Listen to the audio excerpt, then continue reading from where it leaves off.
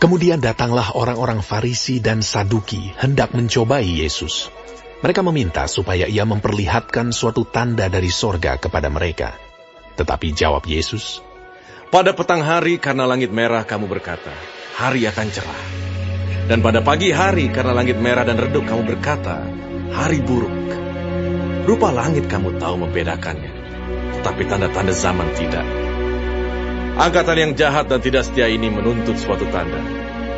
Tetapi kepada mereka tidak akan diberikan tanda selain tanda Nabi Yunus." Lalu Yesus meninggalkan mereka dan pergi.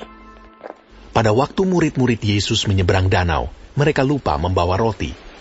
Yesus berkata kepada mereka, "Berjaga-jagalah dan waspadalah terhadap ragi orang Farisi dan Saduki."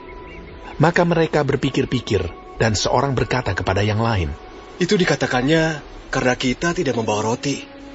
Dan ketika Yesus mengetahui apa yang mereka perbincangkan, ia berkata, "Mengapa kamu memperbincangkan soal tidak ada roti? Hai orang-orang yang kurang percaya. Belum juga kamu mengerti. Tidak kamu ingat lagi akan 5 roti untuk 5.000 orang itu? Dan berapa bakul roti kamu kumpulkan kemudian? Ataupun akan 7 roti untuk 4.000 orang itu? Dan berapa bakul kamu kumpulkan kemudian?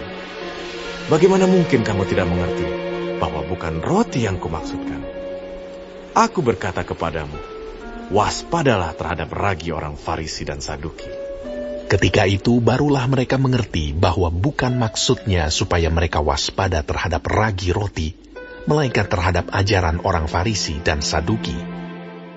Setelah Yesus tiba di daerah Kaisarea Filipi, ia bertanya kepada murid-muridnya, Kata orang, siapakah anak manusia itu? Jawab mereka, Ada yang mengatakan Yohanes Pembaptis, ada juga yang mengatakan Elia, dan ada pula yang mengatakan Yeremia, atau salah seorang dari para nabi. Lalu Yesus bertanya kepada mereka, Tetapi apa katamu? Siapakah aku ini? Maka jawab Simon Petrus, Engkau adalah Mesias, anak Allah yang hidup. Kata Yesus kepadanya, Berbahagialah engkau Simon bin Yunus, sebab bukan manusia yang menyatakan itu kepadamu, melainkan Bapa-Ku yang di sorga.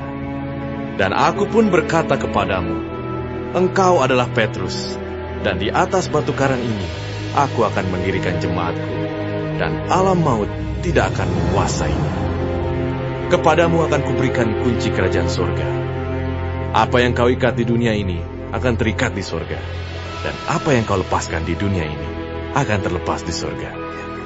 Lalu Yesus melarang murid-muridnya supaya jangan memberitahukan kepada siapapun bahwa ia Mesias. Sejak waktu itu, Yesus mulai menyatakan kepada murid-muridnya bahwa ia harus pergi ke Yerusalem dan menanggung banyak penderitaan dari pihak tua-tua, imam-imam kepala, dan ahli-ahli Taurat, lalu dibunuh dan dibangkitkan pada hari ketiga. Tetapi Petrus menarik Yesus ke samping dan menegur dia, katanya, Tuhan, kiranya Allah menjauhkan hal itu.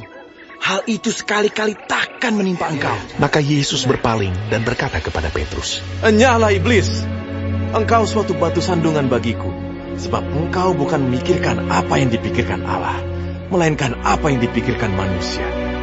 Lalu Yesus berkata kepada murid-muridnya, Setiap orang yang mau mengikut aku, ia harus menyangkal dirinya, memikul salibnya, dan mengikut aku.